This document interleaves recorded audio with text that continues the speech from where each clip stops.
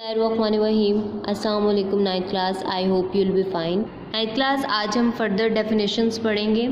कल हमने कुछ ब्रांचेस डिस्कस की थी. आज हम जो नेक्स्ट वन ब्रांच पढ़ेंगे वो है जेनेटिक्स. जेनेटिक्स वो ब्रांच ऑफ बायोलॉजी है जिसमें हम जीन्स का मुतालिया करते हैं डिटेल में, और जीन्स का रोल क्या होता है इनहेरिटेंस में, इसका मुतालिया किया जाता है. बच्चों अब जीन्स क्या होते हैं? फॉर एग्ज़ाम्पल हमारे पास कोई भी सेल है, सेल के दरमियान में होता है न्यूक्लियस, न्यूक्लियस के अंदर होते हैं क्रोमोसोम्स. क्रोमोसोम्स को अगर बड़ा करके देखा जाए तो उनके दरमियान में क्या होता है डीएनए. डीएनए के ऊपर क्या होते हैं जीन्स होते हैं.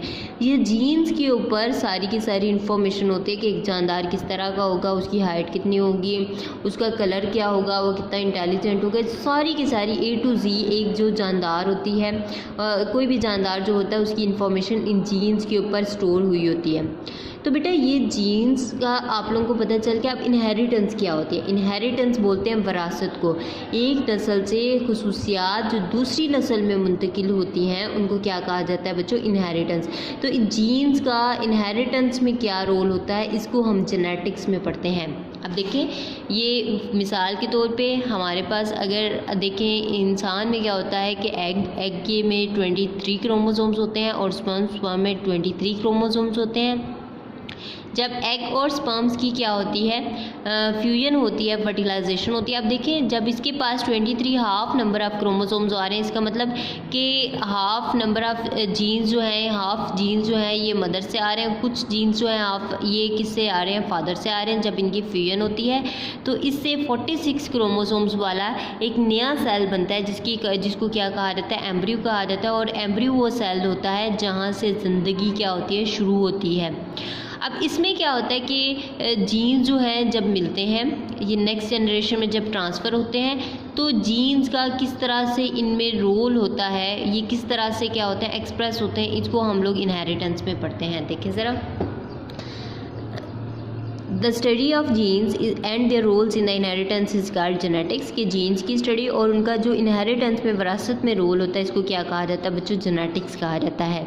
इनहेरिटेंस क्या होता है? Inheritance means transmission of characteristic from one generation to another is called inheritance का क्या मतलब होता है? जो एक नस्ल से दूसरी नस्ल में खुसूसियात मुंतकिल होती हैं उनको इनहेरिटेंस कहा जाता है. एम्ब्रियोलॉजी अब क्या होता है बच्चों? अभी मैंने ये बात की जब एग की और स्पर्म की जो डिवीजन होती है, इसके बाद इसकी एग और स्पर्म की जब फर्टिलाइजेशन होती है, जब एग और स्पर्म फ्यूज़ होते हैं तो इससे एम्ब्रियो बनता है और वो एक सेल पे मुश्तमिल होता है. ये एम्ब्रियो की जो डिटेल्ड स्टडी होती है इसको हम क्या कहते हैं? एम्ब्रियोलॉजी. अब ये एक सेल वाला जानदार है, एक सेल से इसमें माइटोसिस होती है, इसमें नंबर ऑफ़ सेल्स जो होते हैं वो नए बनते हैं और इस तरह से कंप्लीट न्यू इंडिविजुअल किस तरह से बनता है इसको एम्ब्रियोलॉजी में स्टडी किया जाता है. देखें, it is the study of development of embryo to a new individual. कि एक एम्ब्रियो से नया जानदार किस तरह से बनता है इसको एम्ब्रियोलॉजी में स्टडी किया जाता है. टेक्सोनमी क्या होता है बेटा?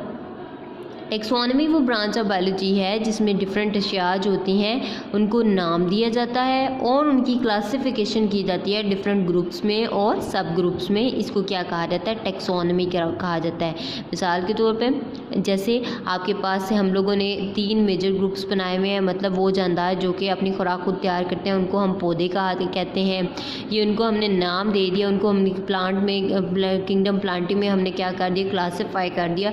उसके बाद वो जानदार कि क्या करते हैं? रिप्रोडक्शन करते हैं और साथ में मूवमेंट करते हैं, अपनी खुराक खुद तैयार नहीं कर सकते, उनको हम लोग क्या कहते हैं? एनिमिलिया में रखते हैं, एनिमल्स कहते हैं. अब ये हमने डिफरेंट जानदार जो है उनको नाम भी दे दिया और उनको क्लासीफाई कर दिया डिफरेंट ग्रुप्स में और सब ग्रुप्स में. तो ये किस में किया जाता है? टेक्सोनमी में. It is the study of naming and classification of organism into groups and सब ग्रुप्स. कि इसमें हम लोग नाम देते हैं डिफरेंट जानदारों को और उनको क्लासीफाई करते हैं ग्रुप्स में और सब ग्रुप्स में.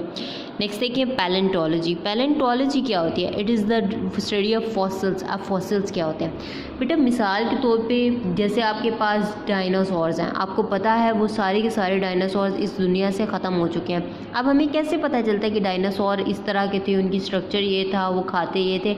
उनकी हमें डिफरेंट जगहों से जो हड्डियाँ मिलती हैं उनसे हम उनको जोड़ के पता चला सकते हैं कि डायनासोर किस तरह के थे.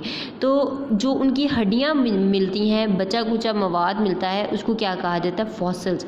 तो पैलेंटोलॉजी वो ब्रांच ऑफ बायोलॉजी है जिसमें हम इन फॉसिल्स का डिटेल में मुतालिया करते हैं। और फॉसिल्स क्या होते हैं, which are remains of extinct organism, जो कि नापैद हो चुके हैं जानदार, जो बिल्कुल इस दुनिया से ख़त्म हो चुके हैं, उनके जो रिमेन्स होते हैं, जो बाकियात होती हैं, उनको फॉसिल्स कहा जाता है। नेक्स्ट देखिए इन्वायरमेंटल बायोलॉजी।